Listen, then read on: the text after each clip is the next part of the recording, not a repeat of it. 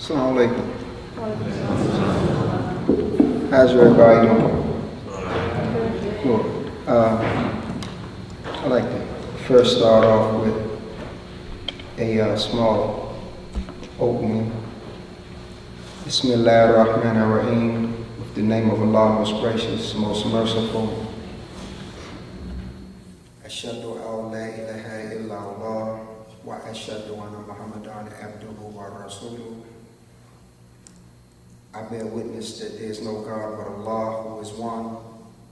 I bear witness that Muhammad is his servant and messenger. And for that statement alone opened up the new phase in my life that has been a serious problem, both in my incarceration and in my term here in free society. I would like to say that, a lot of us, we look at 9/11 and think that's when these people start putting things into operation. But it happened long before that. And we can just go back. I would like to share something with us. How many of us ever heard of the King Alfred plan? Wow, this is something new. Okay. Executive Order 11490, October 19th, 1969. King Alfred Plan. Rex 84 Plan. Concentration camps, secret, silent weapons for quiet wars. This is something that our government put into practice back then. And a lot of people say it's not real, so therefore I'm going to have to take you the long way around, but we're going to take a shortcut to get there because I'm going to cut through all the chase. We're not going to go and deal with a whole lot of terminology. I'm not going to stand up here and bore you. And I would like to make a claimer, as the brother did, I make a claimer of inclusion for myself and all of the brothers that I left behind in that communication management unit. Now, in this King Alfred plan, we have a group of people that have to make it work. Let's look at some of the people that make this program work, and then look at some of the people that are involved in the opening of Guantánamo Bay, in the opening of the communication management unit, and in the violations of our rights as a whole. All right. Participating federal agencies: the National Security Council, Central Intelligence Agency, the Federal Bureau of Investigation, the Department of Justice, the Department of Defense, the Department of Interior. Participating state agencies under federal jurisdiction: the National Guard, the state police. Participating local agencies under federal jurisdiction: city police and county police. That right there lets you know that you're included. Yeah, you are included. Don't think that because you sit here and I'm an innocent, law-abiding American citizen and I haven't done anything that you're going to get away. Don't think they're going to go all the way to Afghanistan and grab somebody over there that's running their mouth and you're going to sit here and run your mouth and you're going to be free. It's not happening. So let's set the record straight a little bit. Communication Management Unit is located in Terre Haute, Indiana. That's the first one that they opened up. The second one that they opened up was in Marion, Illinois.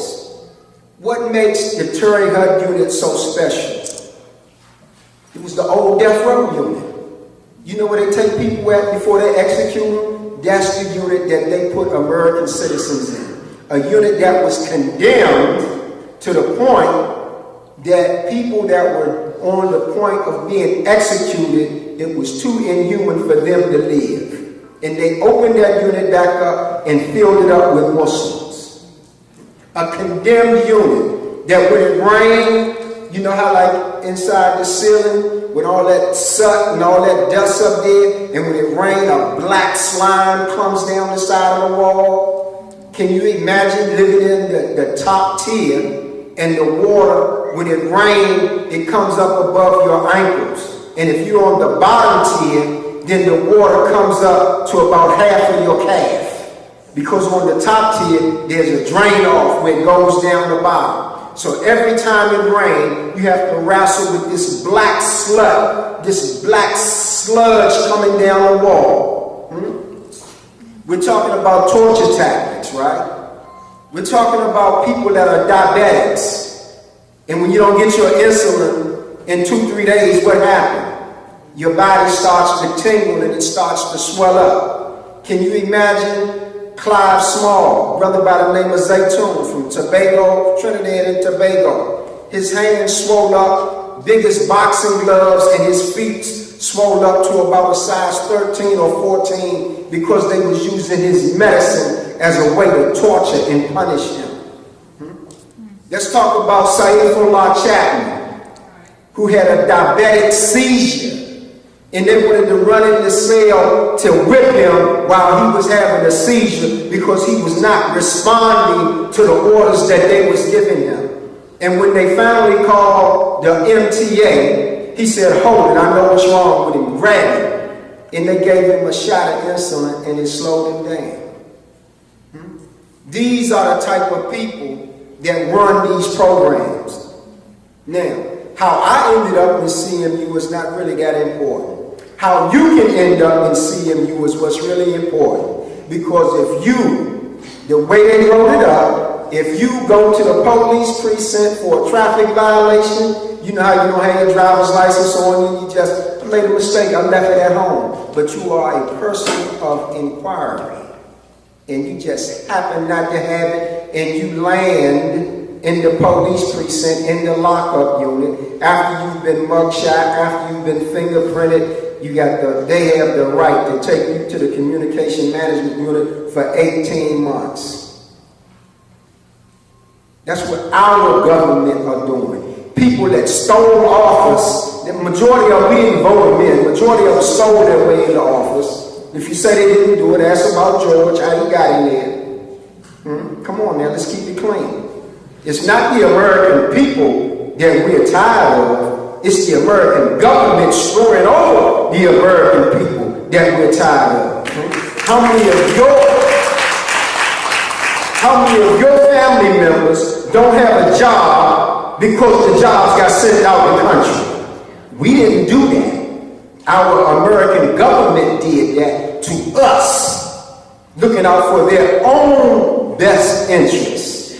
Okay? So we're going to keep it clean today. And I know I'm supposed to talk about the communication management unit.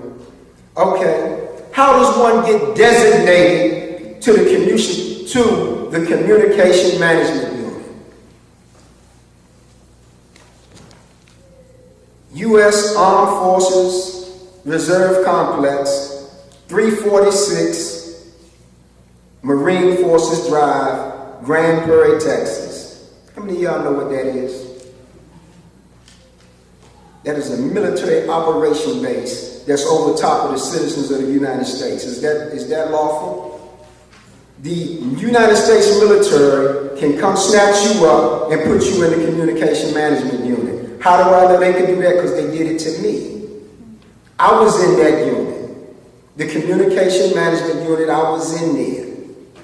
And I was not an armed combatant. I had been locked up since 1983. And somewhere along the line in 2006, somebody said that I was a terrorist. Okay, you would think that I had a history of all kind of disciplinary infractions being inside that institution that made me that kind of a problem, that they had to put me in the terrorist unit with open people that had already been convicted of terrorist crimes, and I was a United States citizen just serving time in the Federal Bureau of Prisons, that the record reflect that in 27 years, 9 months, and some days, I got 1 disciplinary report. That's remarkable. I got convicted for 1 disciplinary report, and that disciplinary report, it was so horrible. It was so, think of the most horriblest thing that you could imagine that I could have done in the Federal Bureau of Prisons, and I said I was innocent. Because you know what I got wrote up for? You know what that disciplinary report was for? That disciplinary report was for sleeping on my bed at the 4 o'clock count and failing to stand for the count. That the record reflect, I failed to stand at the 4 o'clock count. And you know who one of the best witness was that I had at the disciplinary hearing? Was one of the medical staff members. The medical staff had just given me some medication for a sinus infection, and I took the medication. I went back and laid down on top of the bed, and the medicine knocked me out, and I went to sleep. And when they was banging on the door, I woke up and said, "What's up, man? What's going on?" And they said, "You failed to stand for the count." And for that reason there, I ended up as a management problem in the Federal Bureau of Prisons that was worthy to be sent to the terrorist unit. I brought the black and white with me because a lot of people don't believe it. And it's right here in my hand. The whole record, the whole file, the disciplinary reports and everything. I brought it with me. Because, sometimes we all have that attitude, don't tell me that, show me that. Well, I can show you that. If you want to see it, I can show it to you. Because it's right there on the table, majority of it. Copies of it anyway, because you know how we are. Sometimes people break in your car, steal your briefcase, everything gone. So we make like 10, 15 copies of it. If you want a copy, they can come get it. We keep 10 or 15 of them laying around. So when that one get lost, we just pick up another one and keep rolling. Now, let's talk about life in the communication management unit. Oh, wow. But they gave me a hearing for all that, right? They put me in the terrorist unit. I stayed in there for some 3.5 years, and they gave me a hearing, right? Is that correct? I'm an American citizen. I have a right to a hearing, due process of law. Is that correct? That's the American way. I would like to share something with you. This is December the 18th. So you know what I'm reading. Can you see this? This is a federal government memorandum with their seal on it. Yeah. Okay. It says, you are not entitled to a due process hearing or any other type of hearing for the administrative assignment of the security threat group category. The Bureau of Prisons is responsible for transferring you to the communication management unit. That's federal government. The Federal Bureau of Prisons, one of their officials, who is a case manager / counselor, she's responding to me asking for a hearing for my placement in the communication management unit and my assignment to the security threat group category. I don't have a right to a hearing. I'm not an open combat. I have never left the United States of America in my life. I have never made an international phone call in my life. Only time basically I left Washington, D.C. is when they put me on the bus and transferred me from one federal prison to another. How can that happen? Because over here in the King Alfred plan, they have silent weapons for quiet wars, propaganda. I don't know what that means. It means they lie on you. They use their media and they paint a horrible picture of you, and then when they do things to you, no one cares. Remember the old saying, if they come for me in the morning, they're going to come for you tonight? That's a true statement. How many of y'all ever heard of Rex Russell Dean Landis? Y'all heard of the Minutemen before? Okay. Rex Russell Dean Landis, he's a good friend of mine. He was a judge up there in Montana. Do you know that he can't even write his wife of 50 years? He can't even call her on the phone, and they know that they are married. All because he said, rah, rah, rah. He didn't say death to America. He just said, rah, rah, rah. I'm dissatisfied with the treatment that I'm receiving. And he in the communication management unit. They would raid his cell every 3 days and take all his paperwork. Because he was a judge. He knew the law. He was whipping them legally. But you can't fight if they take your paperwork every 3 days and then you have a deadline to meet and you can't meet that deadline because they took your paperwork and they take 7 days to go through it and give it back. So what happens when your deadline goes past? Then they give you your paperwork back, and then you have to write to court and argue with them to try to get them to reopen a case that they dismissed because you didn't respond in time. These are American people that don't have a right to litigate because silent weapons for quiet wars block their litigation. Is that fair? Talk back to me, it's all right. Yeah. This is something that we have to look at. That, number one, these people do not care. Do you hear me? These people do not care about us. And when I say us, I'm talking about every American person that feel like I've had enough of this S and I ain't taking no more of this, and you don't have to do nothing else for me to be convinced that you are cruddy and no good. How many of us really feel like that? That it's a time for a change. Well, they have put all of this in operation for us. Because once a law goes on the book, it's on the book. It makes no difference who they put it there for. If you're tired and you make some noise, these people have an apparatus that they can grab you and put you in Guantánamo Bay. And it's called the Communication Management Unit that's found in the Federal Bureau of Prisons. How many of y'all think, or how many of you have heard about these?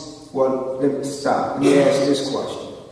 Do you know that they have a prison in Lewisburg, Pennsylvania, right? That's supposed to be all gang members. Nobody's dead, but gang members. The leadership at that. Not the regular rank and file. All of the top gang leaders that were in the Federal Bureau of Prisons, they grabbed them up and they stuck a lot of them in Lewisburg Federal Penitentiary. So what does that tell us? That they've already worked out a scheme for all of our leaders that stand up on our behalf, that they can grab them up and they can stick them in a spot, just like in Lewisburg Federal Prison, and the law is already on the books to justify it. See, what we have to do is we have to watch, and we have to not. We can't read between the lines no more because they're lying between the lines now. So what we have to do, you know how, like it's called like I think they call it mother wit. You know how your grandmother or your mother would tell you something, and you said, I ain't listening to that right there. And every time you did what she told you not to do, exactly what she told you was going to happen. How many times that happened? Be truthful to yourself, not me. You know, how many times your mother say, don't bring him around here no more, I don't like him.